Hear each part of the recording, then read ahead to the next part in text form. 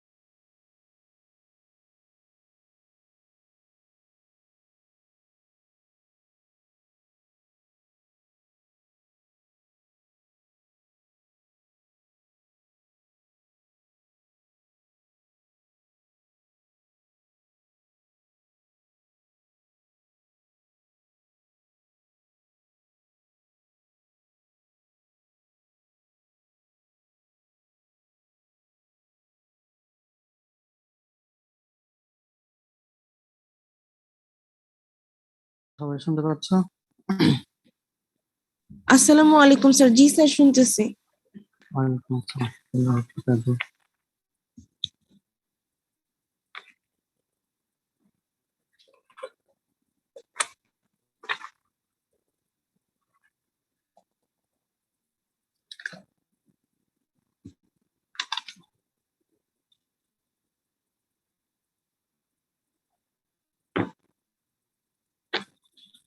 আচ্ছা, তোমাদের সাথে একটা কথা বলার দরকার ছিল। সেটা হচ্ছে যে তোমাদেরকে কি টপিক রিভিউ করতে হবে, কোন কার্ডটা রিভিউ করতে হবে এটা একটু আমাদেরকে জানাও, তাহলে সে অনুযায়ী সবার অপিনিয়নটা দিলে সে অনুযায়ী আমি স্টেপ নিই ইনশাআল্লাহ।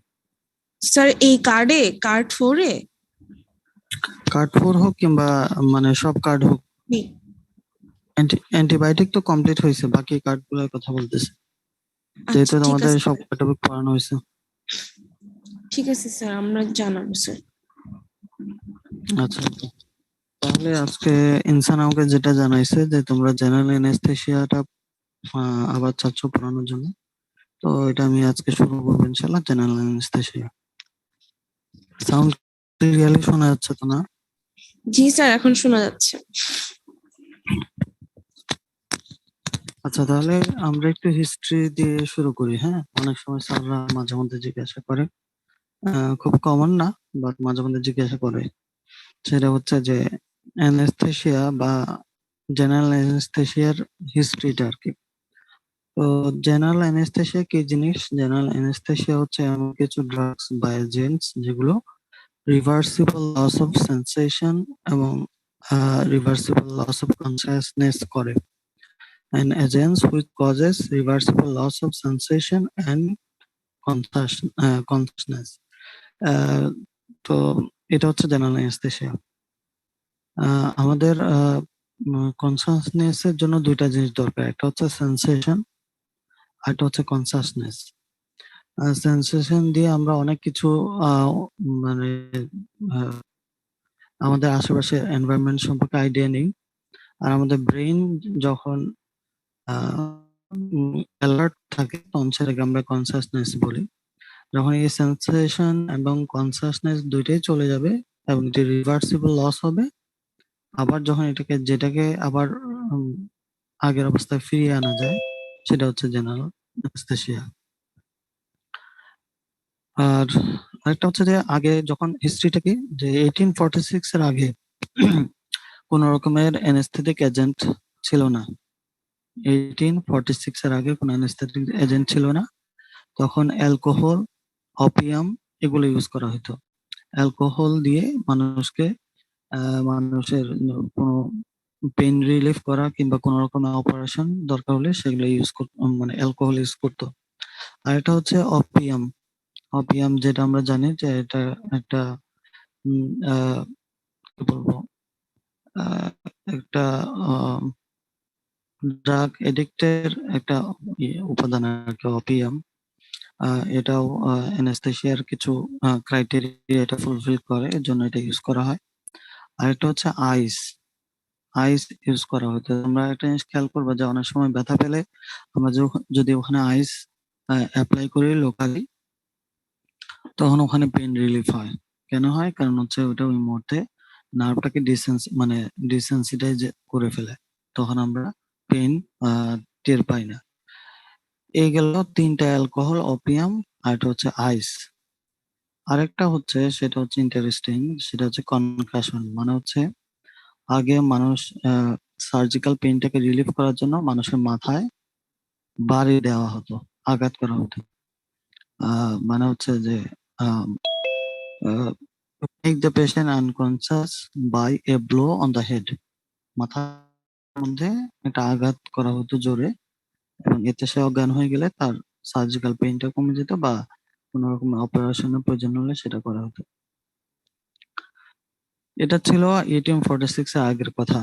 1840 সালে একটা তোমাদের খুশির খবর বা তোমাদের খুশি হওয়ার বিষয়, ডক্টর হরেস ওয়েলস নামে একজন ডেন্টিস্ট, ডক্টর হরেস ওয়েলস নামক একজন ডেন্টিস্ট সর্বপ্রথম নাইট্রাস অক্সাইডকে অ্যানেস্থেটিক ড্রাগ হিসেবে ইউজ করার চেষ্টা করে।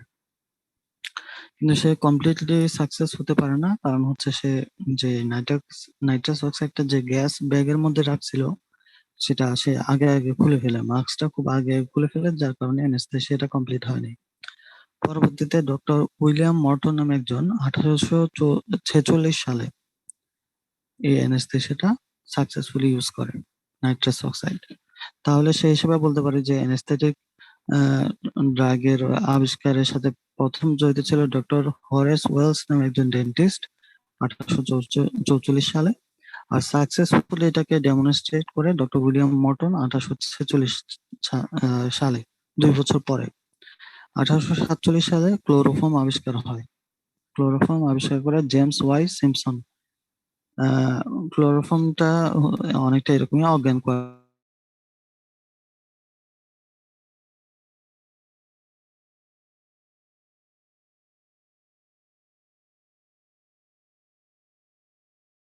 আবিষ্কারের ফাইনাল স্টেপ 1956 সালে হ্যালোথেন আবিষ্কার হয়। তো এই যে হিস্ট্রিটা আমরা সংক্ষেপে বললাম, এটা আমি ইনশাল্লাহ তোমাদেরকে গ্রুপে দিয়ে দিব, তোমরা জেনে নিবা। সবসময় যে পড়াশোনা পরীক্ষা পাশের জন্য করতে হবে এমন না, অনেক সময় এটা মানে কি বলবো, পড়াশোনার মধ্যে একটা ইন্টারেস্ট তৈরি করার জন্য অনেক সময় আমাদের পড়াশোনা করা উচিত। তাহলে জেনারেল অ্যানেস্থেসিয়ার মেইন যে টপিক, এটার মধ্যে আমরা ঢুকি, সেটা হচ্ছে জেনারেল অ্যানেস্থেসিয়া ডেফিনেশনটা আবার বলি। রিভার্সিবল লস বা reversible depression of central nervous system function. আমরা আমাদের অ্যালার্ট থাকা, আমাদের ব্রেন প্রপারলি কাজ করা, এগুলো মেইন ফাংশন হচ্ছে central nervous system. Central nervous সিস্টেমের একটা মেইন কাজ হচ্ছে, সে পেরিফেরি বা সেন্সরি নিউরন, যেগুলো আমরা জানি যে সেন্ট্রাল নার্ভাস নিউরন গুলা বিভিন্ন রকম হয়, মোটর, সেন্সরি এরকম হয়। সেন্ট্রাল নার্ভাস সিস্টেম কি করে, সেন্সরি নিউরন দিয়ে সে এনভায়রনমেন্ট সম্পর্কে আইডিয়া নেয়, পারসেপশন নেয়। এনভায়রনমেন্ট সম্পর্কে আইডিয়া নিয়ে সেই সেন্সরি নিউরন গুলো কি করে, ইনফরমেশন গুলো সেন্ট্রাল নার্ভাস সিস্টেমে পৌঁছায় দেয়। সেন্ট্রাল নার্ভাস সিস্টেম সেই ইনফরমেশন গুলাকে গ্যাদার করে, প্রসেস করে, তারপর সেই অনুযায়ী রেসপন্স দেয়। কি দিয়ে? Motor neuron. তাহলে একটা সাইকেলের মতো সেন্সরি নিউরন। যদি একটা এক্সাম্পল দিই, মনে করো তোমার হাতে একটা নিডল প্রিক হয়েছে, তাহলে নিডল প্রিক হলো, এটা একটা ইনফরমেশন। এটা তোমাদের হাতে যখন প্রিক হবে, সেখানে স্কিনের সেন্সরি নিউরন দিয়ে সেটা সেন্ট্রাল নার্ভাস সিস্টেমে যাবে। সেন্ট্রাল নার্ভাস সিস্টেম তখন এই ইনফরমেশনটাকে গ্যাদার করবে, এটাকে প্রসেস করবে, করার পরে সে একটা ডিসিশন নিবে যে কি করতে হবে। তখন সে মোটর নিউরন দিয়ে একটা রেসপন্স দিবে। রেসপন্সটা কি? হাতটা ওখান থেকে সরাই ফেলবে। ঠিক আছে?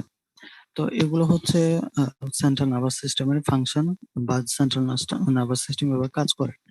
তো আমরা অ্যানেস্থেসিয়া যদি করতে যাই তাহলে আমাদেরকে কি করতে হবে? রিভার্সিবল, এই শব্দটা খুবই ইম্পর্টেন্ট।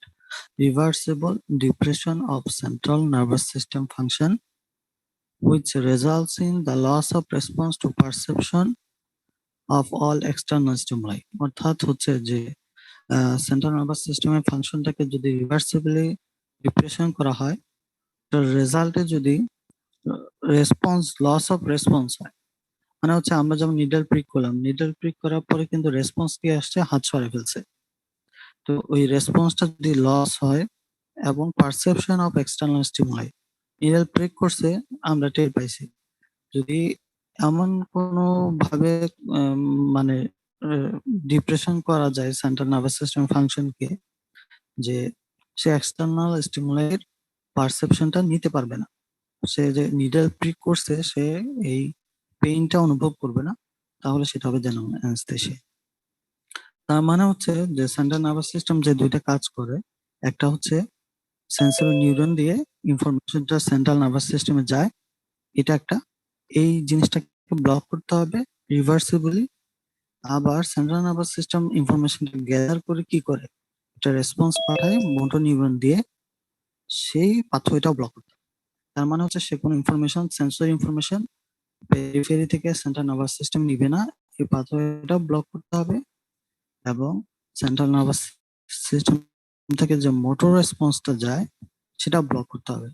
এই দুইটা ব্লক করব কিভাবে? সেন্ট্রাল নার্ভাস সিস্টেম ডিপ্রেশনের মাধ্যমে, রিভার্সিবলি। তখন সেটাকে আমরা বলি জেনারেল অ্যানেস্থেসিয়া। বুঝা গেছে? কার কোনো বুঝতে অসুবিধা আছে? নো স্যার,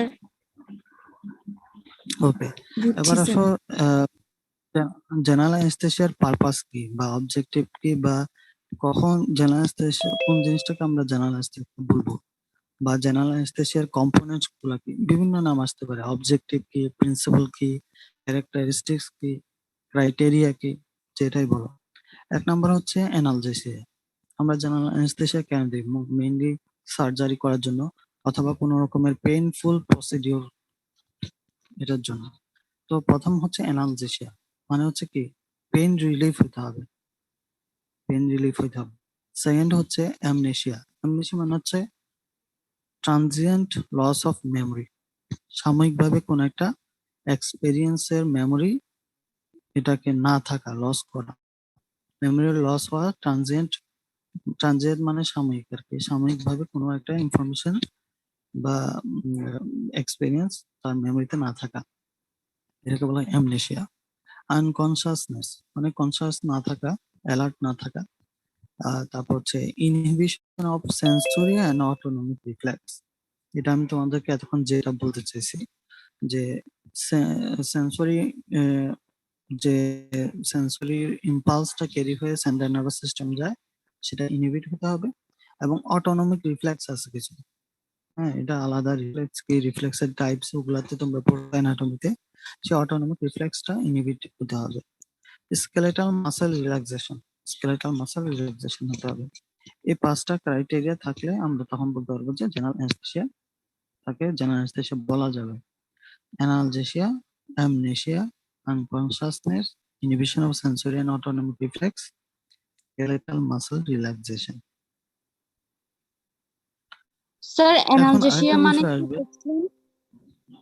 অ্যানালজেসিয়া মানে পেন রিলিফ হওয়া, ব্যথা কমে যাওয়া। যেমন আমরা বলি না অ্যানালজেসিক ড্রাগ, মানে কি অ্যানালজেসিক ড্রাগ বলতে বোঝায় পেইন কিলার, মানে যে ড্রাগ গুলা খেলে পেইন চলে যায়, পেইন থাকে না। তো অ্যানালজেসিয়া মানে হচ্ছে পেইন না থাকা পদ্ধতি বা প্রক্রিয়াটাকে অ্যানালজেসিয়া বলে, the process of pain relieving.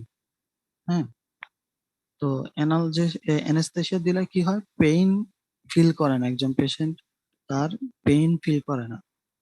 যেমন একটা সার্জারি করতে যাবে, এখন যদি স্কিনের উপর সে নাইফ দিয়ে ইনসিশন দেয়, মানে ওখানে স্কিনটা কাটে, তাহলে সে স্বাভাবিকভাবে পেইন অনুভব করবে।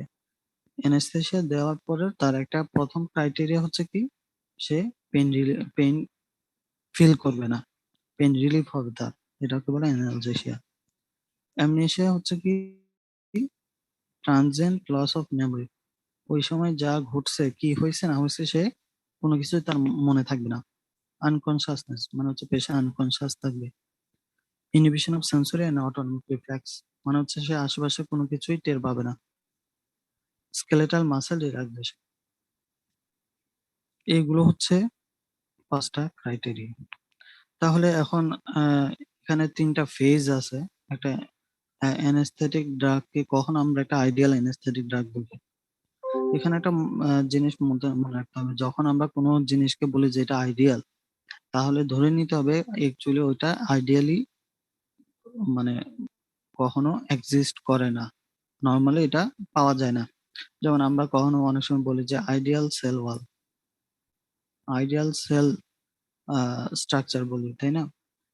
এমন একটা সেল স্ট্রাকচার যেটার মধ্যে সবগুলো উপাদান আছে, কিন্তু আসলে কি সত্যিকার অর্থে প্র্যাকটিক্যালি কি সেলের মধ্যে সবগুলো তখন পাওয়া যায়? আইডিয়াল সেলে বলে যা থাকে নর্মালি হিউম্যান সেলের মধ্যে সেগুলো থাকে না, এরকম আর কি। তো আইডিয়াল অ্যানেস্থেটিক ড্রাগ বলতে এমন কোন অ্যানেস্থেটিক ড্রাগ নাই যেটা মধ্যে আইডিয়াল অ্যানেস্থেটিক ড্রাগের সবগুলো ক্রাইটেরিয়া আছে। কিন্তু আমাদের জানতে হবে যে কিভাবে আমরা কোন ক্রাইটেরিয়া গুলো থাকলে আইডিয়াল অ্যানেস্থেটিক ড্রাগ করতে পারবো। প্রথম কথা হচ্ছে, একটা হচ্ছে স্মুথ এবং র্যাপিড লস অফ কনসাসনেস। প্রথমে আমরা কি করি, যে অ্যানেস্থেটিক ড্রাগটা দিই, এই অ্যানেস্থেটিক ড্রাগটার প্রক্রিয়াটাকে বলা হয় ইন্ডাকশন। হ্যাঁ, ইন্ডাকশন। আমরা কিছুক্ষণ পরে এটা ফেসগুলো পড়বো আলাদা করে। এটাকে বলা হয় ইন্ডাকশন। তো ইন্ডাকশনটা কি হতে হবে? স্মুথ হতে হবে এবং র্যাপিড হতে হবে। স্মুথ মানে কোনো রকমের কমপ্লিকেশন ছাড়া হতে হবে। র্যাপিড মানে হচ্ছে খুব দ্রুত হতে হবে, মানে যে আমি অ্যানেস্থেটিক ড্রাগ গুলো দেওয়ার সাথে সাথেই তার মধ্যে ওই ক্রাইটেরিয়া গুলো চলে আসতে হবে: analgesia, amnesia, unconsciousness, inhibition of sensory and autonomic reflex, skeletal muscle relaxation. তাহলে smooth and rapid loss of consciousness বা smooth and rapid induction of anaesthesia. Second হচ্ছে prompt recovery after discontinuation. Anaesthesia দিয়ে আমি একজনকে জেনারেল অ্যানেস্থেসিয়া দিয়ে তাকে unconscious করে ফেললাম, এখন তার কনসিয়াসনেস আবার ফেরত আসতেছে না, তাহলে কিন্তু হবে না। খুব দ্রুত প্রম্পট রিকভারি মানে হচ্ছে আমি যখন অ্যানেস্থেটিক ড্রাগকে ডিসকন্টিনিউ করব, ডিসকন্টিনিউ করার সাথে সাথে তার সেন্স এবং কনসিয়াসনেস খুব দ্রুত ফেরত আসতে হবে। শুধু পেশেন্টকে আনকনসিয়াস করলে তো হবে না, তাকে আবার কনসিয়াসনেসে ফেরত আনতে হবে, না হলে তো এটা অ্যানেস্থেসিয়া হবে না, এটাকে রিভার্সিবল হতে হবে। থার্ড যে ক্রাইটেরিয়া সেটা হচ্ছে যে সেফ হতে হবে, মানে অ্যাডভার্স ইফেক্ট খুব কম হতে হবে। তাহলে 3টা, একটা হচ্ছে smooth and rapid loss of consciousness, prompt recovery after discontinuation মানে আবার আগের অবস্থায় ফেরত আসতে হবে, আর 3 নাম্বার হচ্ছে অ্যাডভার্স ইফেক্ট কম হতে হবে। বুঝা গেছে? স্যার আরেকবার বলবেন, সাউন্ডটা অনেক ছোট ছোট আসতেছে। আচ্ছা, স্মুথ এবং rapid, smooth and rapid loss of consciousness, smooth and rapid loss of consciousness এটাকে বলা হয় স্মুথ ইন্ডাকশন। এটা মানে কি? মানে হচ্ছে স্মুথ হওয়া মানে হচ্ছে কোন রকমের কমপ্লিকেশন ছাড়া সে কনসাসনেসটা, লস অফ কনসাসনেস হবে, এবং র্যাপিড বলতে খুব দ্রুত হতে হবে। এক। সেকেন্ড কি? Prompt recovery after discontinuation. Anaesthetic drug যখন আমি ডিসকন্টিনিউ করব, তখন সাথে সাথে প্রম্পট রিকভারি হতে হবে, মানে হচ্ছে সে আবার কনসাসনেসটা ফেরত পাবে খুব দ্রুত। এরকম অনেক সময় হয় যে দেখা যায় যে অ্যানেস্থেসিয়া দেওয়ার পর সেন্স আসতেছে না, অনেকক্ষণ লেট হয়েছে, তাহলে বোঝা যাবে যে ওই অ্যানেস্থেসিয়ার যে, আমরা একটু পরে দেখবো যে আমরা অ্যানেস্থেটিক ড্রাগ দেওয়ার জন্য কম্বিনেশন ইউজ করি, অনেকগুলো ড্রাগ দিই, একটা ড্রাগ দিয়ে হয় না, অনেকগুলো ড্রাগ দিতে হয়। এই কারণে অনেক সময় ডোজের কম বেশি হওয়ার কারণে 2টা প্রবলেম হয়। কোনো কারণে ডোজ যদি বেশি হয়ে যায়, পেশেন্ট দেখা যাচ্ছে যে কনসাসনেস হওয়ার পর সেন্স ফেরত আসতে অনেক সময় লাগে। আবার তার উল্টাও হয়, অনেক সময় দেখা যাচ্ছে যে অ্যানেস্থেসিয়ার ডোজটা বা কম্বিনেশনটা যদি অ্যাপ্রোপ্রিয়েট না হয়, উল্টা রেজাল্ট হয়। সেটা কি? অপারেশন চলাকালীন অবস্থায় দেখা যায় পেশেন্টের কনসাসনেস ফেরত চলে আসতেছে, পেশেন্ট হাত পা নাড়াচাড়া করতেছে, বা সে কি বলবো, পেইন ফিল করতেছে, এরকমও হতে পারে। তো দুইটাই খারাপ। আমাদের টার্গেট হচ্ছে যে স্মুথ এবং র্যাপিড লস অফ কনসিয়াসনেস, আবার sir prompt recovery overdose anaesthesia. বলো। স্যার ওভারডোজের কারণে কি পেশেন্ট কোমায় চলে যেতে পারে? হ্যাঁ, কোমায় যেতে পারে, বাট ইট ইজ নট, মানে এটা রেয়ার, ঠিক আছে। কোমায় যাওয়ার জন্য অনেক হাই ডোজ লাগে। আর আমরা যে অ্যানেস্থেটিক ড্রাগ গুলো ইউজ করি, হ্যাঁ, ওটা আসলে বললাম তো, ওটা রিভার্সিবল ডিপ্রেশন অফ সিএনএস হয়। মানে এটা একটা নির্দিষ্ট সময় থাকে, যেটা পরে এটা আর কাজ করতে পারে না। অ্যাকচুয়ালি কথা হচ্ছে ব্লাডে এটা থাকবে না, কারণ ড্রাগটা একটা নির্দিষ্ট সময় পর মেটাবলিজম হয়ে বডি থেকে বের হয়ে যাবে। তো তখন তো এমনিতেই রিভার্সিবল চলে আসবে। তো কম হয় না normally, যেখানে না থিওরিটিক্যালি হতে পারে। থার্ড যে পয়েন্ট, সেটা কি অ্যাডভার্স এফেক্ট কম হতে হবে। এখন মজার বিষয় হচ্ছে যে আমরা যে ড্রাগ গুলো ইউজ করি অ্যানেস্থেটিক, এমন কোনো অ্যানেস্থেটিক ড্রাগ নাই, এমন কোনো সিঙ্গেল অ্যানেস্থেটিক ড্রাগ নাই যে একটা সিঙ্গেল অ্যানেস্থেটিক ড্রাগ কিন্তু তার মধ্যে তিনটেই প্রপার্টি আছে, এরকম নাই। আমি বুঝাইতে পারছি? সিঙ্গেল অ্যানেস্থেটিক ড্রাগ নাই যেটার মধ্যে তিনটা ক্রাইটেরিয়া আছে, যাকে আমরা আইডিয়াল অ্যানেস্থেটিক ড্রাগ বলতে পারি। তাহলে এই তিনটা ক্রাইটেরিয়া বা ক্যারেক্টার অ্যাচিভ করার জন্য আমাদেরকে তখন কি করতে হয়? অ- অনেকগুলো ড্রাগ ইউজ করতে হয়, ড্রাগ কম্বিনেশন ইউজ করতে হয়, ঠিক আছে। আমরা ইন্টারভেনাস দিতে হয়, আইভি রুটেও দিতে হয়, ইনহেলেশন দিতে হয়, ঠিক আছে। তো যার কারণে সবকিছুই দিতে হবে। যেমন ধরো স্কেলেটাল আমরা যে পড়ছি ক্রাইটেরিয়ার মধ্যে লাস্টের অংশটা, প্রিন্সিপাল অফ জেনারেল অ্যানেস্থেসিয়ার মধ্যে লাস্টের পয়েন্টটা স্কেলেটাল মাসেল রিল্যাক্সেশন, ঠিক আছে। স্কেলেটাল মাসেল রিল্যাক্সেশনটা অ্যাচিভ করতে হলে, মানে দেখা যাচ্ছে সব অ্যানেস্থেটিক ড্রাগের স্কেলেটাল মাসেল রিল্যাক্সেন্টের প্রপার্টিটা মানে ঠিক মতো নাই, যেরকম দরকার সেরকম নাই। তো এটাকে অ্যাচিভ করার জন্য তাহলে দেখা যাচ্ছে যে কি করতে হয়, আমাদেরকে আলাদা করে একটা মাসেল রিল্যাক্সেন্ট দিতে হয়। মোট কথা হচ্ছে যে সবগুলা ক্রাইটেরিয়া এটার জন্য আমাদেরকে একটা ড্রাগ কম্বিনেশন দিতে হয়, কারণ সব ড্রাগের সবগুলো প্রপার্টি থাকে না। যার কারণে সবগুলো প্রপার্টি অ্যাচিভ। আচ্ছা, এরপরে আসো যে স্টেজ, আমি বলছিলাম স্টেজ দেখবেন অ্যানেস্থেসিয়ার স্টেজ হবে গুডস, হ্যাঁ। সায়েন্টিস্ট গুডেলস এর নাম অনুসারে এটাকে বলে Guedel science stages of anaesthesia, general anaesthesia. প্রথম স্টেজ হচ্ছে স্টেজ অফ অ্যানালজেসিয়া, মানে পেন রিলিফ হতে হবে।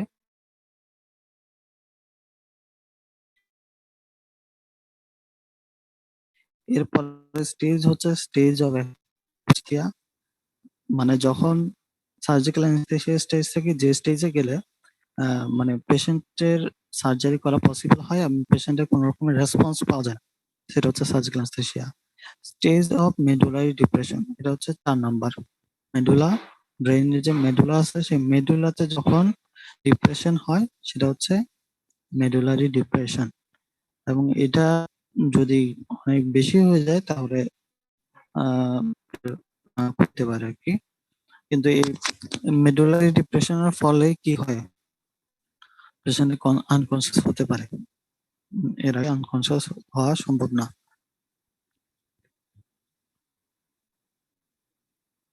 এতটুকু তো বোঝা গেছে না? জি স্যার, বুঝছি। হ্যালো। জি আচ্ছা, স্যার, বুঝছি। এবার আসো আমরা অ্যানেস্থেসিয়ার একটা ক্লাসিফিকেশন আমরা যদি করার চেষ্টা করি, সেটা হচ্ছে যে অ্যানেস্থেসিয়া হচ্ছে 2 রকম। একটা হচ্ছে জেনারেল অ্যানেস্থেসিয়া, একটা হচ্ছে লোকাল অ্যানেস্থেসিয়া, লোকাল বা রিজিওনাল অ্যানেস্থেসিয়া। জেনারেল অ্যানেস্থেসিয়া বলতে বোঝায় যেটা হচ্ছে, আমরা ডেফিনেশনটা বলছি, সেন্ট্রাল নার্ভাস সিস্টেমে ডিপ্রেশন হতে হবে। হুম। সেন্ট্রাল নার্ভাস সিস্টেমের রিভার্সিবল ডিপ্রেশন হলে পুরো হোল বডির কি হয়, রেসপন্স থাকে না এবং তার এক্সটার্নাল স্টিমুলাইয়ের প্রতি কোনো পারসেপশন থাকে না। আচ্ছা, এটার জেনারেল অ্যানেস্থেসিয়া তো বললাম, জেনারেল অ্যানেস্থেসিয়া ক্লাসিফিকেশন আমরা একটু পরে পড়বো। লোকাল অ্যানেস্থেসিয়া হচ্ছে যখন যে এই অ্যানেস্থেসিয়ার মাধ্যমে আমরা এই অ্যানেস্থেসিয়ার যে ক্রাইটেরিয়া গুলো আছে সেগুলো ফুলফিল করি, কিন্তু লোকালি কোনো একটা স্পাইনাল অ্যানেস্থেসিয়া দিলে স্পাইনাল কর্ডে আমরা দিই, তাহলে যেটা হয় কোমর থেকে শুরু করে পা পর্যন্ত অ্যানেস্থেসিয়া থাকে। হ্যাঁ, কিন্তু পেশেন্ট থাকে। যেমন আমরা এখন যারা যে রিসেন্টলি তোমাদের কি বলে সিজারিয়ান সেকশন হয়, ওখানে দেখা যায় যে কি দেয়, স্পাইনাল অ্যানেস্থেসিয়া দেয়, কিংবা কোমর থেকে পায়ের নিচে পর্যন্ত ভালো স্পাইনাল অ্যানেস্থেসিয়া দেয়। কারণ হচ্ছে তার কনসাসনেসটাকে নষ্ট করার কোনো প্রয়োজন নাই, কারণ অপারেশনের যে এরিয়া, সাইট অফ অপারেশন, ওটার জন্য পুরা পেশেন্টকে আনকনসিয়াস করার প্রয়োজন হয় না, এবং এটা কি সাইড এফেক্ট অনেক কম স্পাইনাল অ্যানেস্থেসিয়া। এরপর হচ্ছে epidural anaesthesia, nerve block anaesthesia. তোমরা দেখবা যে নার্ভ ব্লক অ্যানেস্থেসিয়া মানে হচ্ছে স্পেসিফিক কোনো একটা নার্ভকে ব্লক করা হয়। যেমন ধরো তোমার হাতে, একটা পেশেন্টের হাতে কোনো রকমের অ্যাবসেস হয়েছে, আমি জাস্ট ওই অ্যাবসেসটাকে ড্রেন করব, আমার জন্য শুধুমাত্র ওই হাতের যে নার্ভটা ওটা ব্লক করলে এনাফ। এটাকে বলা হয় নার্ভ ব্লক অ্যানেস্থেসিয়া। আর এটা হচ্ছে infiltration anaesthesia, IV regional anaesthesia. এগুলো হচ্ছে লোকাল অ্যানেস্থেসিয়ার বিভিন্ন টাইপ। আমরা যেটা বর্তমানে বেশি ইউজ হয়, একটা হচ্ছে spinal anaesthesia, nerve block anaesthesia, epidural anaesthesia. যেমন তোমরা যে ডেন্টিস্ট্রির মধ্যে যে কি বলবো, যেমন মনে করো টুথ এক্সট্রাকশনের সময় কি করা, এটা লোকাল অ্যানেস্থেটিক ড্রাগ দাও, ওটা হচ্ছে নার্ভ ব্লক অ্যানেস্থেসিয়া। হ্যাঁ, কোন একটা স্পেসিফিক নার্ভকে, ম্যাক্সিলারি নার্ভ বা ম্যাক্সিলারি নার্ভ বা জাইগোটিক নার্ভ, এগুলোকে অ্যানেস্থেসিয়া দিয়ে ওই এরিয়াটা জাস্ট ব্লক করা। অ্যানেস্থেসিয়া এটা অনেক বেশি ইউজ হয়। স্পাইনাল অ্যানেস্থেসিয়া এটা সেকেন্ড, মানে সবচেয়ে বেশি ইউজ হয়। আর এপিডুরাল অ্যানেস্থেসিয়া রিসেন্টলি ইউজ হচ্ছে, যেটা মডার্ন, মানে সব হসপিটালে অ্যাভেলেবল না, কিন্তু হচ্ছে। এরপর আমরা পড়বো যেটা, সেটা হচ্ছে এমএসসি। এমএসসি মানে কি?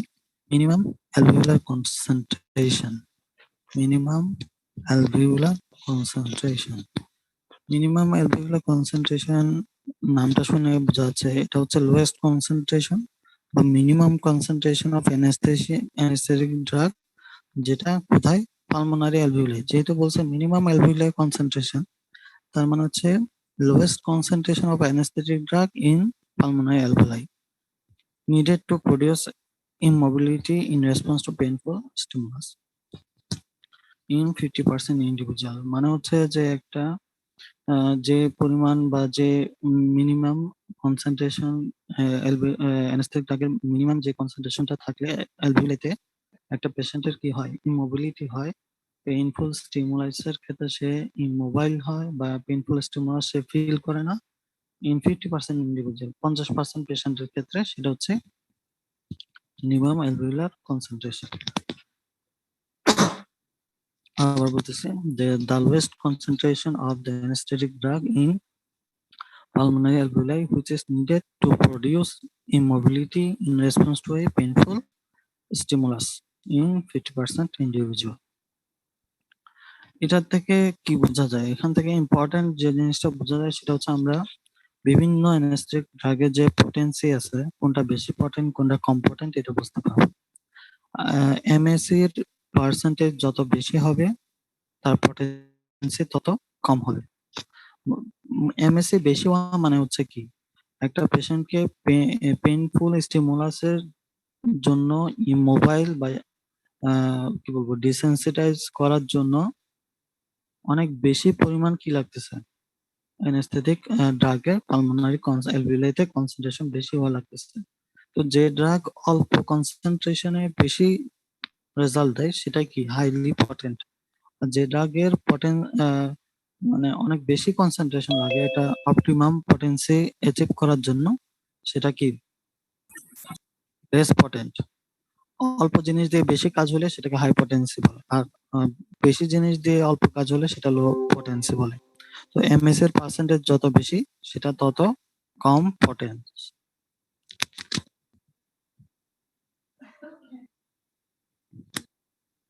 আর কতক্ষণ আছে আমাদের হাতে সময়?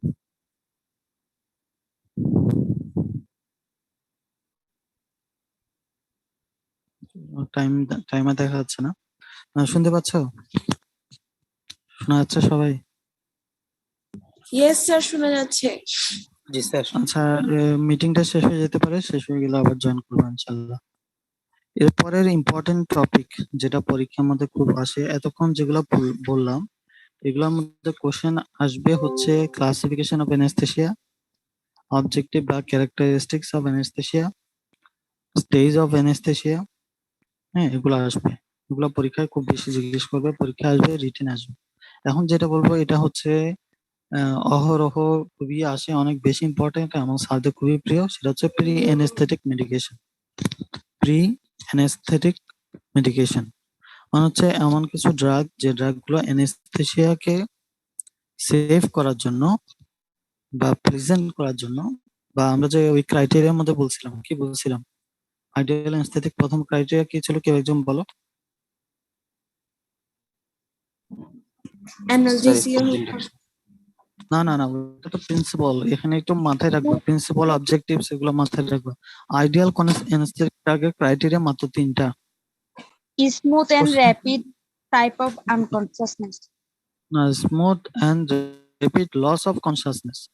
লস অফ কনসাসনেস মানে হচ্ছে অ্যানেস্থেসিয়াটা স্মুথ হইতে হবে, রেপিড হইতে হবে। তো প্রি অ্যানেস্থেটিক মেডিকেশন হচ্ছে, নাম শোনা বোঝা যাচ্ছে, প্রি অ্যানেস্থেটিক মানে অ্যানেস্থেসিয়া দেওয়ার আগে যে ড্রাগ গুলা দিতে হয়। তাহলে use of drugs before anaesthesia to make it more pleasant safe, মানে অ্যানেস্থেসিয়াটাকে প্লিজেন্ট এবং সেভ করার জন্য বা স্মুথ করার জন্য, রেপিড করার জন্য অ্যানেস্থেসিয়া দেওয়ার আগে যে ড্রাগ গুলো দেওয়া হয় সেগুলো হচ্ছে প্রি অ্যানেস্থেটিক মেডিকেশন। এটার আরেকটা নাম হচ্ছে অ্যানেস্থেটিক অ্যাডজাংক্ট। অ্যাডজাংক্ট শব্দের অর্থ হচ্ছে অতিরিক্ত কিছু যোগ করা। হ্যাঁ, অতিরিক্ত কোনো কিছু যুক্ত থাকে এটাকে বলে অ্যাডজাংক্ট। তাহলে অ্যানেস্থেটিক অ্যাডজাংক্ট হচ্ছে অ্যানেস্থেটিক ড্রাগের সাথে অতিরিক্ত যে ড্রাগ গুলো দেওয়া হয়। আর এখানে প্রি অ্যানেস্থেটিক মেডিকেশন কেন বলতেছে, কারণ এই ড্রাগগুলো অ্যানেস্থেসিয়া দেওয়ার আগে দেওয়া হয়, এজন্য এটা প্রি অ্যানেস্থেটিক মেডিকেশন। তো আমি তোমাদেরকে বলছিলাম যে কিছু অ্যানেস্থেটিক ড্রাগ আছে, যে অ্যানেস্থেটিক ড্রাগ গুলার অ্যানালজেসিক হতে পারে, অ্যানালজেসিক প্রপার্টি আছে, কিন্তু আবার অ্যানেস্থেটিক প্রপার্টি কম, বা এরকম হতে পারে যে অ্যানেস্থেটিক প্রপার্টি আছে কিন্তু অ্যানালজেসিক প্রপার্টি নাই। এজন্য অ্যানালজেসিয়া অ্যাচিভ করার জন্য আমরা কি দিই, কতগুলো পেন কিলার দিই। হ্যাঁ, বেশিরভাগ কি দিই, এনএসআইডি দিই না, আমরা অপয়েড অ্যানালজেসিক দিই। যেহেতু এখানে সেন্ট্রাল নার্ভাস সিস্টেমকে ইনভলভ করতে হবে, তাহলে আমাকে অপয়েড অ্যানালজেসিক দিতে হবে। অ্যানালজেসিয়ার মধ্যে কি দিই, মরফিন, প্যাথিডিন, ফেন্টানিল, ন্যালবিউফিন, সবগুলাই important. Morphine, pethidine, fentanyl, nalbuphine. কিন্তু ওয়ার্ডে আমাদের হসপিটালে, বিভিন্ন হসপিটালে চিরাঙে বা ঢাকায় বা সারা বাংলাদেশে বিভিন্ন জায়গায় দুইটা ড্রাগ মেনলি ইউজ হয়, একটা হচ্ছে প্যাথিডিন আর একটা হচ্ছে ফেন্টালিন। প্যাথিডিন এবং ফেন্টালিন। ন্যালবিউফিনটা পেন কিলারের জন্য দেওয়া হয়, কিন্তু প্রি অ্যানেস্থেটিক ড্রাগ হিসেবে ন্যালবিউফিনটা কম দেওয়া হয়, প্যাথিডিন এবং ফেন্টানিল এই দুইটা বেশি দেওয়া হয়।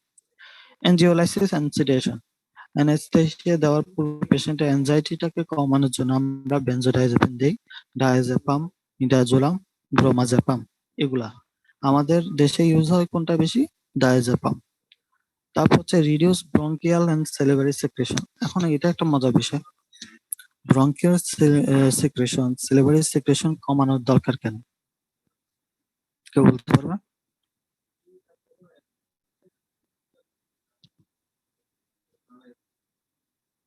হ্যালো, ব্রঙ্কিয়াল এবং সেলিভারি সেক্রেশন কি কারণে কমানোর দরকার? স্যার ড্রাগ গুলো তো এই দিক দিয়ে স্যার অ্যাক্সিলেট হতে পারে এজন্য। না, এই জন্য না। পেশেন্ট যখন আনকনসিয়াস হয়ে যায়, আমরা জেনারেল অ্যানেস্থেসিয়া দেওয়ার পর কি হবে, পেশেন্ট আনকনসিয়াস হয়ে যাবে। আনকনসিয়াস হয়ে গেলে আমাদের দুইটা রুট আছে যেটা সামনে পিছিয়ে থাকে। সামনে কি থাকে, সামনে থাকে হচ্ছে ট্রাকিয়া, পিছনে থাকে কি, ইসোফেগাস। Oesophagus, trachea, oesophagus. আমরা জানি আমাদের মুখ দিয়েই দুইটা রুট দিয়ে যে ওরাল ক্যাভিটিটা আছে, ওরাল ক্যাভিটিটা ওপেন হয় কোথায়, ফ্যারিংসে গিয়ে, এবং ফ্যারিংসে গিয়ে ফ্যারিংসের একটু নিচে থাকে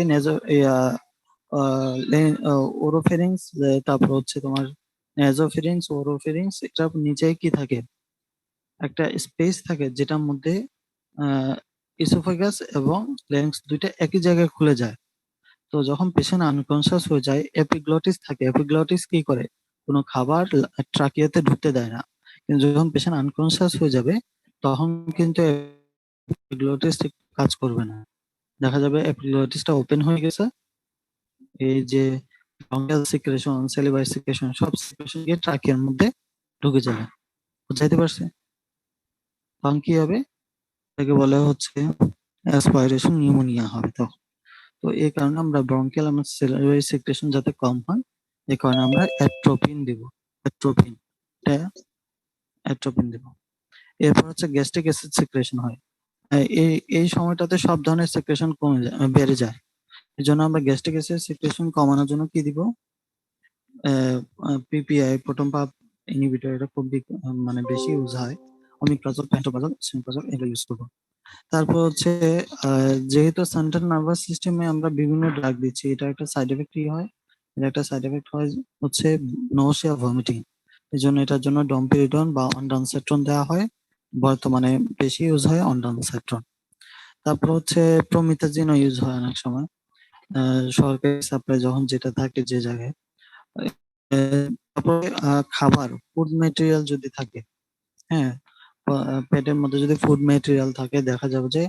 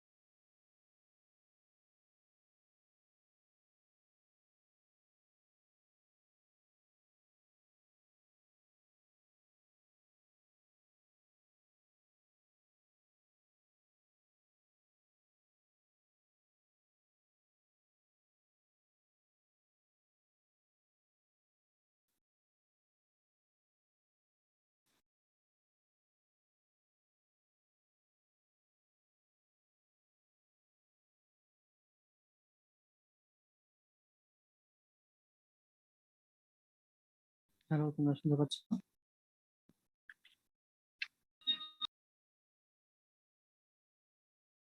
হ্যালো, ইয়েস স্যার। আচ্ছা, ওকে, তাহলে আমরা শুরু করি আবার। সেটা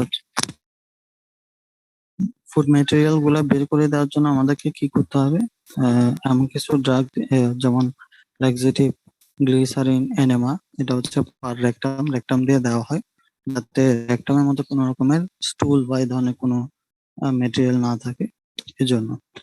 তারপর হচ্ছে অ্যালার্জিক অ্যালার্জিক রিয়েকশন থাকতে পারে যে কোনো ড্রাগের। আমরা তো জানবো না যে কোন পেশেন্টের কোন অ্যানেস্থেটিক ড্রাগ বা কোন ড্রাগের প্রতি অ্যালার্জি রিয়েকশন শো করবে, সে আমরা তো জানি না। এই জন্য আগে থেকে কি দিব, ডেক্সামিথাসোন, এটা একটা স্টেরয়েড, বা ক্লোরোফেনিরামিন, অ্যান্টিহিস্টামিন, এগুলো আমরা দিতে পারি যাতে করে কোনো অ্যালার্জিক রিয়েকশন না হয়।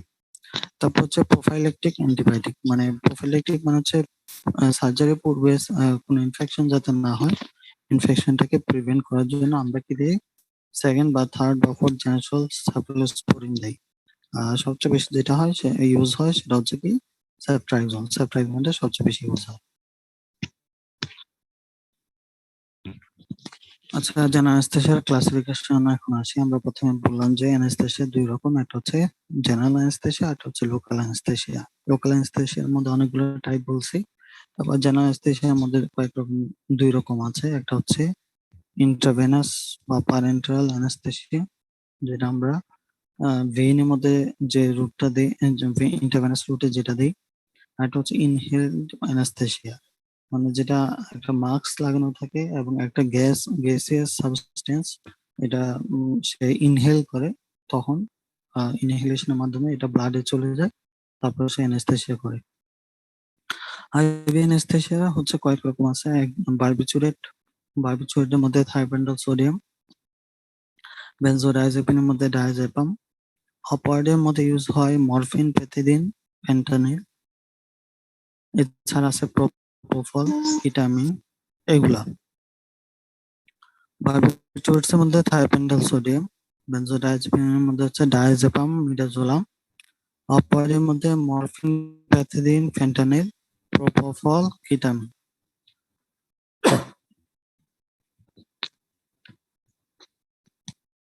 ইনহেলের মধ্যে ইউজ হয় ইনহেলড অ্যানেস্থেটিক ড্রাগ আছে কয়েকটা, হাতে গোনা, বেশি নেই। হ্যালোথিন, nitrous oxide, Xanon. হ্যালোথিন, আইসোফ্লোরিন, nitrous oxide, Xanon, এগুলা।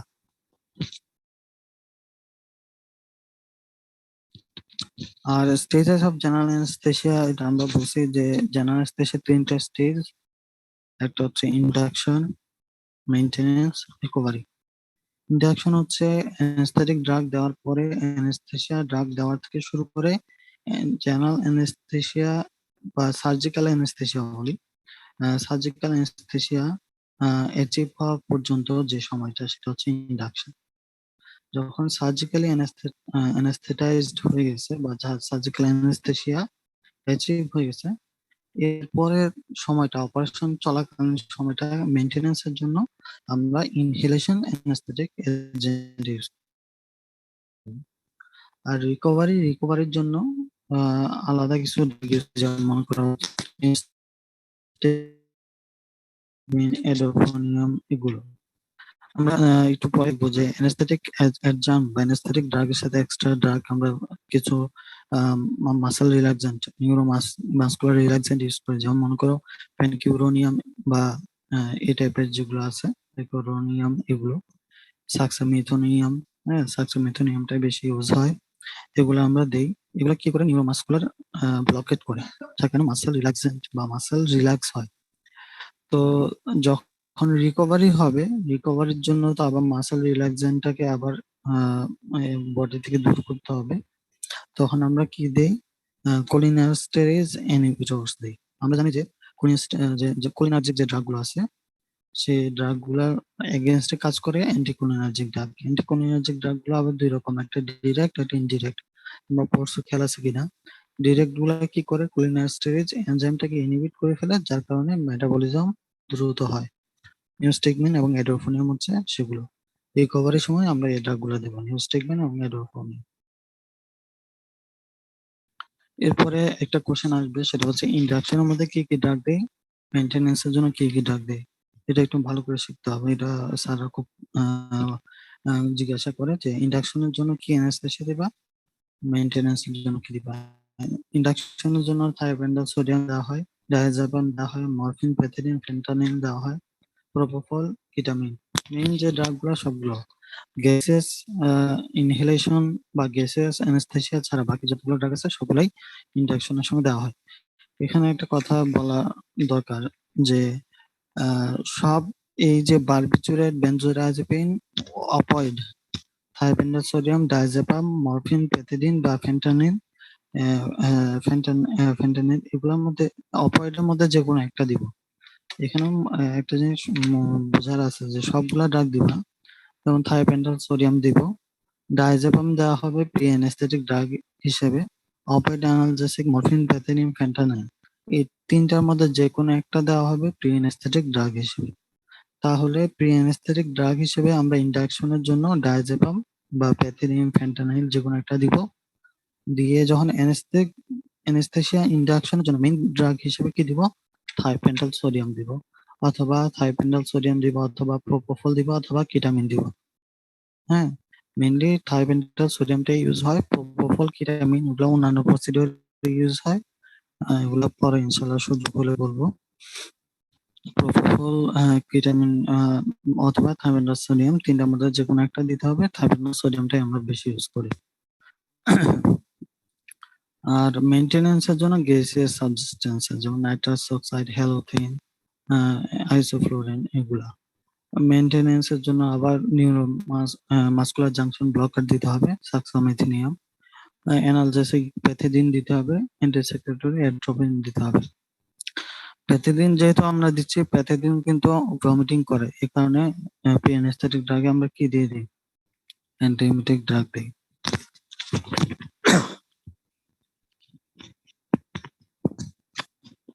এখন হচ্ছে জেনারেল অ্যানেস্থেসিয়ার অ্যাডভার্স ইফেক্ট। জেনারেল অ্যানেস্থেসিয়ার অ্যাডভার্স ইফেক্ট হচ্ছে যে আমরা বলছি প্রথমে কি করে, এটা সেন্ট্রাল নার্ভাস স্যার সিস্টেমের রিভার্সিবল কি ডিপ্রেশন করে। আমাদের স্যার ধরে বলুন। স্যার মেইনটেনেন্সের সময় কি মাসেল রিল্যাক্সেশন দিতে হবে? হ্যাঁ, মাসল রিল্যাক্সেশনটা দিব আমরা মেইনটেনেন্সে। ইন্ডাকশন দেওয়ার পরে ইনভলেন্টারি মাসল কন্ট্রাকশন হয়, বুঝছো? ইনভলেন্টারি মাসল কন্ট্রাকশন হয়, তখন ওইটাকে ট্যাকেল দেওয়ার জন্য নিউরোমাসকুলার জাংশন দেওয়া হয়, সরি ইন্ডাকশনের সময় নিউরোমাসকুলার তাহলে জাংশন আমরা ব্লকার দেওয়া হয়। মাসল রিল্যাক্সেশন দিব না, ইন্ডাকশনে মাসল রিল্যাক্সেশন দিব না, মেইনটেনেন্সে দিব। মেইনটেনেন্সে নাইট্রাস অক্সাইড অথবা হ্যালোথেনের মধ্যে যে কোনো একটা, মানে যতগুলো বলছি নাইট্রাস অক্সাইড, হ্যালোথেন, আইসোফ্লোরিন এগুলোর মধ্যে যে কোনো একটা। তারপর নিউরোমাসকুলার ব্লকার মধ্যে সাক্সামিথোনিয়াম এটা ইউজ হয়। প্যাথিডিন আর অ্যাট্রোপিন দিতে হবে ওই প্রসিডিউরটাকে মেইনটেইন করার জন্য, যাতে অ্যানালজেসিয়া হয় আর যাদের সিক্রেশনটা, অ্যাট্রোপিন দিব সিক্রেশনটা কমানোর জন্য।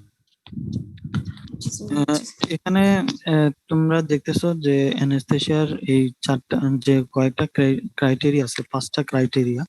এই 5টা ক্রাইটেরিয়া অ্যাচিভ করার জন্য আমরা অনেকগুলো ড্রাগ দিচ্ছি। কারণ হচ্ছে সব ড্রাগে সবগুলো প্রপার্টি নাই। যখন আমরা অনেকগুলো ড্রাগ একসাথে দিয়ে মানে সবগুলো 5টা প্রপার্টি অ্যাচিভ করার জন্য দেই, তখন ওটাকে বলা হয় ব্যালেন্সড অ্যানেস্থেসিয়া, যেটা একটু পরে আসবে, আমি একটু পরে বলতেছি। আগে অ্যাডভার্স এফেক্টটা বলে ফেলি। যেহেতু এখানে সেন্ট্রাল নার্ভাস সিস্টেম ডিপ্রেশন হয়, এবং আমরা পড়ছি অ্যানেস্থেসিয়ার যে গুডেল সাইন্স, যে 4টা গুডেল সাইন আছে, ওখানে লাস্টের যে সাইনটা সেটা কি, মেডুলারি ডিপ্রেশন। মেডুলাতে কি থাকে, রেসপিরেটরি সেন্টার গুলা থাকে। যদি অ্যানেস্থেসিয়া ডোজ বেশি হয়ে যায়, ওভারডোজ হয়ে যায়, তাহলে রেসপিরেটরি ডিপ্রেশন হতে পারে, রেসপিরেটরি ডিপ্রেশন হতে পারে, তার রেসপিরেশন বন্ধ হয়ে যাবে। তারপর হচ্ছে সেলিব্রেশন, আর রেসপিরেটরি সেক্রেশন বেড়ে যাবে, কার্ডিয়াক অ্যারিথমিয়া হবে, হাইপারটেনশন হবে, অ্যাসপিরেশন অফ গ্যাস্ট্রিক কন্টেন্ট। হ্যাঁ, মানে হচ্ছে স্টোমাকের মধ্যে যে কন্টেন্ট গুলো থাকে সেগুলা ট্রাকিয়াতে চলে যাবে। কিভাবে সেটা আমি তোমাদেরকে বলছি। কি মাধ্যমে, অ্যাসপিরেশন নিউমোনিয়া হয়, বাইসিড নিউমোনাইটিস হতে পারে, লেরিঞ্জোস্প্যাজম হয়, লেরিংস তখন স্প্যাজম করতে পারে কোনো কারণে, কনভালশন হতে পারে। ঠিক আছে, এটা হচ্ছে আইভি, কোন কারণে যদি আইভি যে ড্রাগ গুলো আছে এগুলো যদি আমরা দেই, অনেক সময় কনভালশন হয়। কারণ হচ্ছে কি, মরফিনের কারণে এক্সাইটেটরি ইফেক্ট আছে বা প্যাথেডিনের কারণে এক্সাইটেটরি ইফেক্ট হয়। এটা 2 রকমের ইফেক্ট থাকে মরফিনের, এক্সাইটেটরি ইফেক্ট আর একটা হচ্ছে ডিপ্রেশন, মানে ডিপ্রেসিভ ইফেক্ট, ডিপ্রেশনের মাধ্যমে যে ইফেক্ট গুলো হয়। তো এক্সাইটেটরি ইফেক্টের কারণে অনেক সময় কনভালশন হতে পারে। আর অ্যানেস্থেসিয়া দেওয়ার পরে কিছু সমস্যা হয়, যেমন মনে করো নরসিয়া, ভমিটিং, তারপর হচ্ছে স্লিপি বা সিডেশন, মানে অ্যানেস্থেসিয়া কমপ্লিট হওয়ার পর সে মানে অ্যাবনর্মাল সময় ধরে ঘুমাচ্ছে, অনেক বেশি ঘুমাচ্ছে, নিউমোনিয়া হতে পারে। কারণ বললাম ওই যে অ্যাসপিরেশন হয়ে নিউমোনিয়া হতে পারে, লিভার কিডনি ড্যামেজ হতে পারে। হ্যাঁ, কোনো কারণে নার্ভ ড্যামেজ হয়ে নার্ভ পালসি হতে পারে।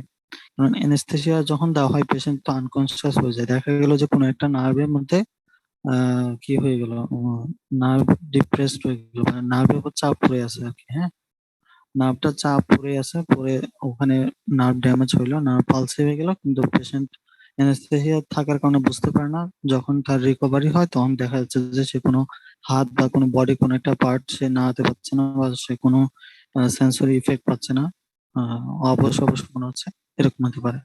তো এই জিনিসগুলো, এই রিস্ক গুলো যাতে না থাকে, এটার জন্য আমরা অ্যানেস্থেসিয়া দেওয়ার আগে একটা এটাকে বলে anaesthesia fitness profile. Anaesthesia fitness profile কিছু ইনভেস্টিগেশন করি, এটা চেক করে দেখার জন্য যে অ্যানেস্থেসিয়া দেওয়ার জন্য সে ফিট কিনা, ফিজিক্যালি ফিট কিনা। এবং এটার জন্য কিছু ক্রাইটেরিয়া আছে যেগুলো এই মুহূর্তে তোমাদের জানার প্রয়োজন নাই। যতক্ষণ পর্যন্ত ওই ক্রাইটেরিয়া গুলো অ্যাচিভ না হয়, ততক্ষণ পর্যন্ত তাকে অপারেশনের জন্য জেনারেল অ্যানেস্থেসিয়া দেওয়া হয় না।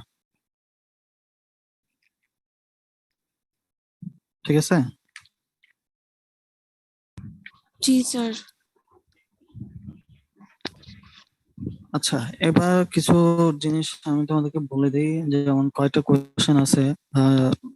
নাইট্রাস অক্সাইড লাফিং গ্যাস কেন, এটা ভাইভাতে জিজ্ঞেস করছে গতবার তোমাদের প্রফের মধ্যে, যে নাইট্রাস অক্সাইডের আরেকটা নাম কি, এটাকে লাফিং গ্যাস বলা হয়, জিনিসটা জিজ্ঞেস করছে। এতক্ষণ পর্যন্ত আমরা যতগুলা ক্লাসিফিকেশন বললাম, কথাবার্তা বুঝলাম, তাহলে প্রি অ্যানেস্থেটিক ড্রাগ যেগুলো আছে, প্রি অ্যানেস্থেটিক ড্রাগ গুলোকে যদি আমরা বাদ দিই, মেনলি অ্যানেস্থেটিক ড্রাগ কয়টা? দুইটা। হ্যাঁ, একটা হচ্ছে থায়োপেন্টাল সোডিয়াম, যেটা ইন্ডাকশনের সময় দেই, ঠিক আছে। মেইনটেনেন্সের সময় কি দেই? নাইট্রাস অক্সাইড বা হ্যালোথেন, ঠিক আছে। এই দুইটাই হচ্ছে মেনলি অ্যানেস্থেটিক ড্রাগ, একটা ইন্ডাকশনের জন্য, একটা মেইনটেনেন্সের জন্য। আর যখন অপারেশন শেষ হয়ে যায় তখন রিকভারির জন্য আমরা কি দিই? অ্যান্টিকোলিনার্জিক ড্রাগ দিই, যেগুলো হচ্ছে নিউস্টেগমিন বা এড্রোফোনিয়াম।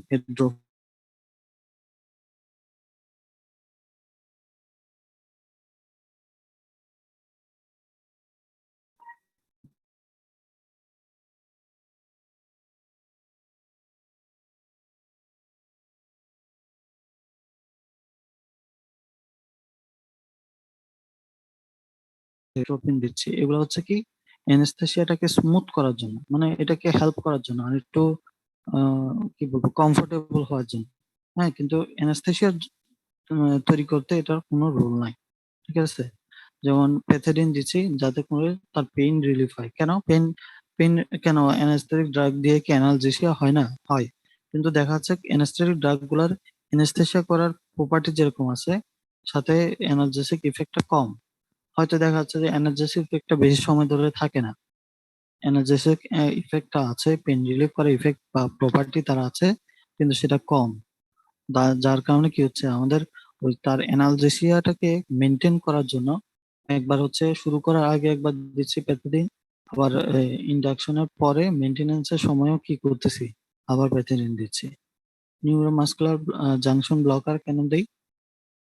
সেম কারণ, মেনটেনেন্সের সময় যাতে ইনভলেন্টারি মুভমেন্ট না হয়, এবং অ্যানেস্থেসিয়াটা যাতে স্মুথ হয়।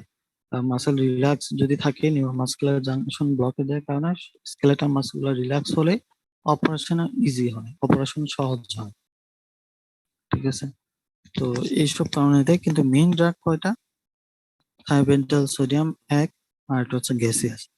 তো এই কারণে যেটা বলে পরীক্ষার মধ্যে আসে সেটা হচ্ছে থায়োপেন্টাল সোডিয়াম এবং নাইট্রাস অক্সাইডের মধ্যে পার্থক্য, ডিফারেন্স বা কম্পারিজন। আবার অনেক সময় নাইট্রাস অক্সাইড এবং হ্যালোথেনের মধ্যেও দেয়, কারণ এই দুইটা যে কোনো একটা ইউজ হয়। হ্যাঁ, নাইট্রাস অক্সাইডটা বেশি ইউজ হয়, এটা ডিপেন্ড করা হচ্ছে ইয়ার উপরে, মেশিনের উপরে, তবে নাইট্রাস অক্সাইডটাই বেশি ইউজ হয়, ঠিক আছে। কেন নাইট্রাস অক্সাইড বেশি ইউজ হয়? দুইটাই তো গ্যাসিয়াস।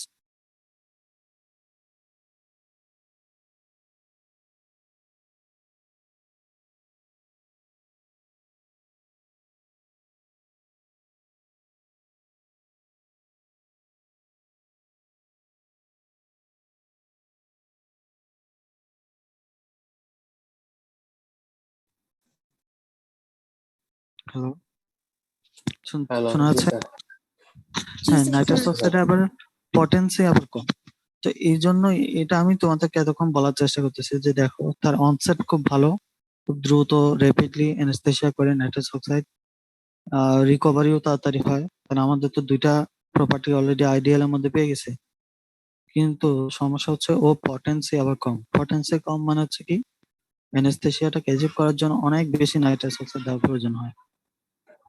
তো এখন যদি আমি নাইট্রাস অক্সাইড কম দিতে চাই তাহলে এমএসসি কি কম করতে স্যার। হবে? হ্যাঁ, এমএসসি কম না বোকা, এমএসসি বেশি। এমএসসি পার্সেন্টেজ বেশি। এমএসসি পার্সেন্টেজ বেশি হওয়া মানে কি, পটেন্সি কম। এমএসসি পার্সেন্টেজ কম হওয়া মানে হচ্ছে বেশি, মানে হচ্ছে এমএসসি কি পটেন্সি জিনিস, বেশি। মিনিমাম কনসেন্ট্রেশন, লো কনসেন্ট্রেশনে রেসপন্স বেশি, এটা হচ্ছে কি পটেন্সি।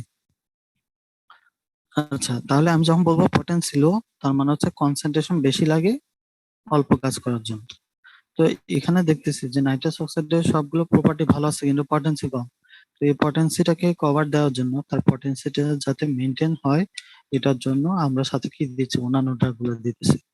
ঠিক আছে, হ্যালোথিনও দেওয়া হয়। যাই হোক, মাসেল রিল্যাক্সেশন দেই, ব্রঙ্কিয়াল স্মুথ মাসেল গুলা। আচ্ছা, ভালো কথা, মাসেল রিল্যাক্সেশন কিন্তু কি করে, স্মুথ মাসেল রিল্যাক্সেশন হয়।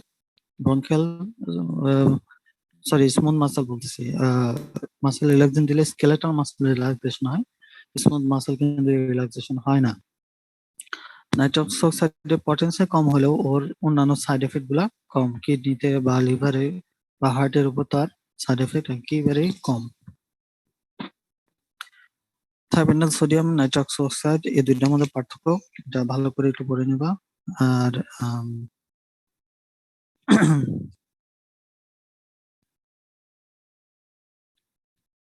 আরেকটা কোশ্চেন আছে, ইথার হ্যালোথিন নাইট্রাস অক্সাইডের মধ্যে পার্থক্য, এটাও পড়ে নিবা। থাইমেটাল সোডিয়ামের অ্যাডভান্টেজ ডিসঅ্যাডভান্টেজ এগুলো একটু পড়বা। আমরা বাকি যে আলোচনাগুলো আছে, দুইটা ড্রাগ আছে, থাইমেটাল সোডিয়াম, নাইট্রাস অক্সাইড এবং ভিটামিন, এই তিনটা ড্রাগ পড়বো ইনশাল্লাহ। লিডোকেইন এগুলো পড়বো, এগুলো পড়লে ইনশাল্লাহ আমাদের চ্যাপ্টারটা শেষ হবে। থাইমেটাল সোডিয়াম, এটা কি ধরনের অ্যানেস্থেসিয়া? জেনারেল অ্যানেস্থেসিয়া তো অবশ্যই, কি ধরনের, ইন্ট্রাভেনাস অ্যানেস্থেসিয়া, এটা ইন্ডাকশনে ইউজ করা হয়। এটার মেকানিজমটা কি, এটা মেকানিজম হচ্ছে তিনটা, ঠিক আছে, ফ্লো চার্ট করে উপর থেকে নিচে পর্যন্ত লিখবা সুন্দর করে। এক নাম্বার হচ্ছে গাবার্জিক ইনহিবিশন। গাবা এটা কি জিনিস বলো তো? গামা অ্যামিনো বিউটারিক অ্যাসিড, এই জিনিসটা কি, নিউরোট্রান্সমিটার, কোন ধরনের নিউরোট্রান্সমিটার? এক্সাইটেটরি নাকি ইনহিবিটরি? ইনহিবিটরি। হ্যাঁ, ইনহিবিটরি। তার মানে যদি আমি গাবার পরিমাণটাকে বাড়াই দিতে পারি তাহলে কি হবে, সেন্ট্রাল নার্ভাস সিস্টেম ডিপ্রেশন হবে, তাই না? তো থাইমেটাল সোডিয়াম কি করে, গাবার্জিক ইনহিবিশনটাকে বাড়ায় দেয়, potential the GABAergic inhibition. GABAergic inhibition মানে হচ্ছে গাবা দিয়ে যে ইনহিবিশনটা করে সেটা বাড়ায় দেয়।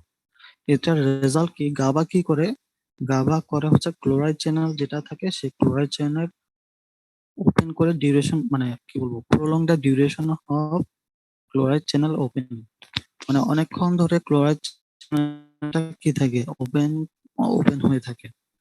তার রেজাল্টে কি হয়, হাইপারপোলারাইজেশন হয়। যখন অনেকক্ষণ ধরে open থাকবে, এটা তখন কি হবে, অনেক বেশি নেগেটিভ হতে থাকবে, হাইপারপোলারাইজেশন হবে, নার্ভাস সিস্টেম ডিপ্রেশন হবে।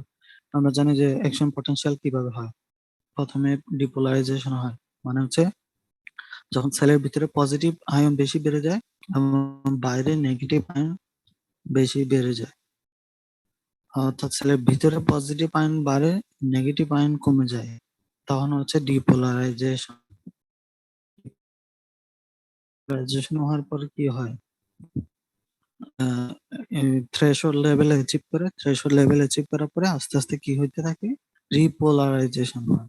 রিপোলারাইজেশন কিভাবে হয়, ক্লোরাইড চ্যানেল যখন ওপেন থাকে, ক্লোরাইড দিয়ে ক্লোরাইড গুলো ঢুকতে থাকে সেলের ভিতরে, সেল তখন ভিতরের দিকে নেগেটিভ হতে থাকে।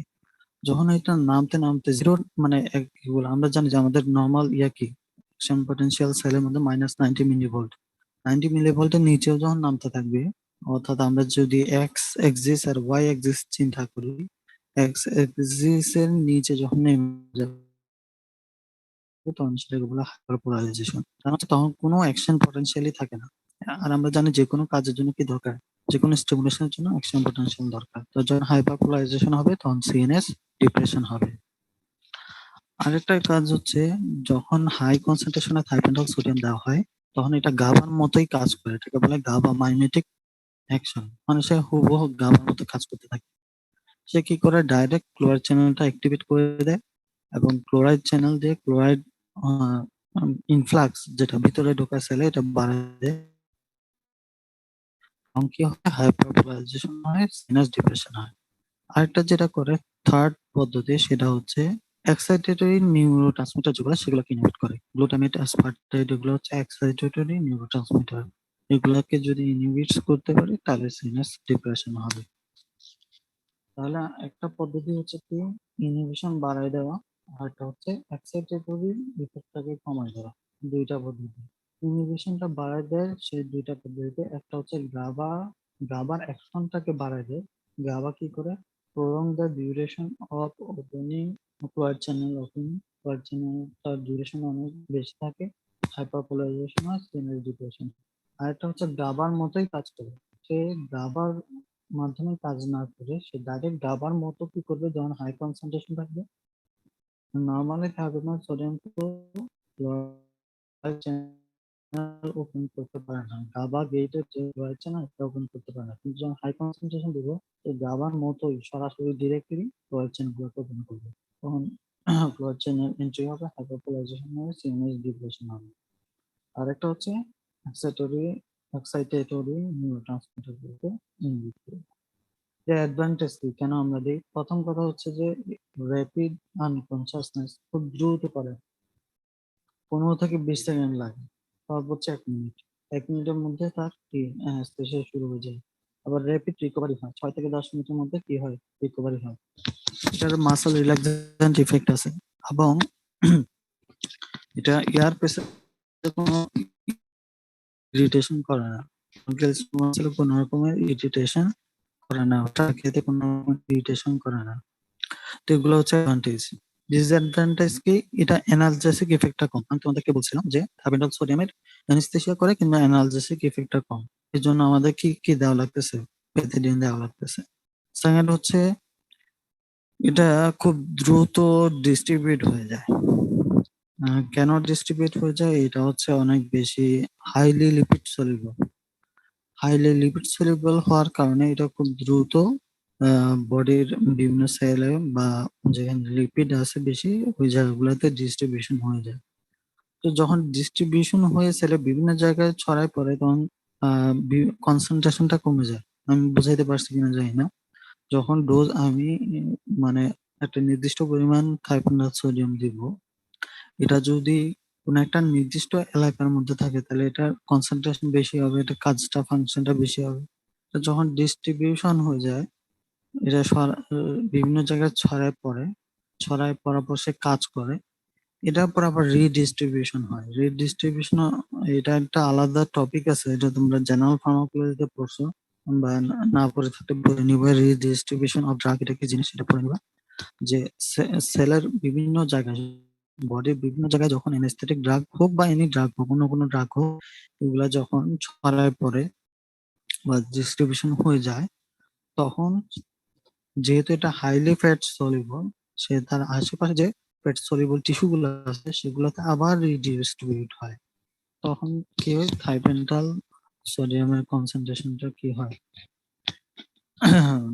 মানে এই কমে যায়, ফাংশনটা কমে যায়। তো এটার জন্য আমাদেরকে কি করতে হয়, রিডিস্ট্রিবিউশনের কারণে বারবার দিতে হয়, বেশি ডোজ দিতে হয় এবং বারবার দিতে হয়, কিছুক্ষণ পর পর দেওয়া লাগে।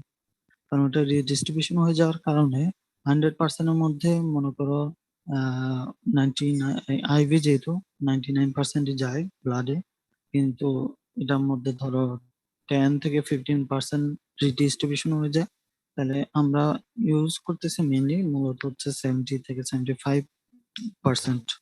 ঠিক আছে, তো এটা আমাদের জন্য একটা সমস্যা, এটা হচ্ছে ডিসঅ্যাডভান্টেজ। এটার জন্য আমরা কি করি, কিছুক্ষণ পরপর করি, কিছুক্ষণ পরপর কি দেই, ইনজেকশনটা দেই যাতে করে মেনটেন হয় আর কি। ডোজটা ওরকম ভাবে দেই আর কি। কিছুক্ষণ পর পর দেওয়া লাগে না, আমি বলছি ইনজেকশন দেওয়ার পরে মেইনটেনেন্স এর সময় তো আমরা নাইট্রাস অক্সাইড বা হ্যালোজেন দিচ্ছি, তো ওটা সমস্যা হয় না। তো এই হচ্ছে কথা। এই মোটামুটি এগুলাই ইম্পর্টেন্ট জিনিস এখন পর্যন্ত আজকে যা পড়ছে। থাইবেন্ডাল সোডিয়ামের সাথে নাইট্রাস অক্সাইডের একটা কম্পারিজন আছে, ওইটা ভালো করে পড়তে হবে। এখন পর্যন্ত যা পড়াইলাম এর মধ্যে কার কোনো সমস্যা আছে কিনা?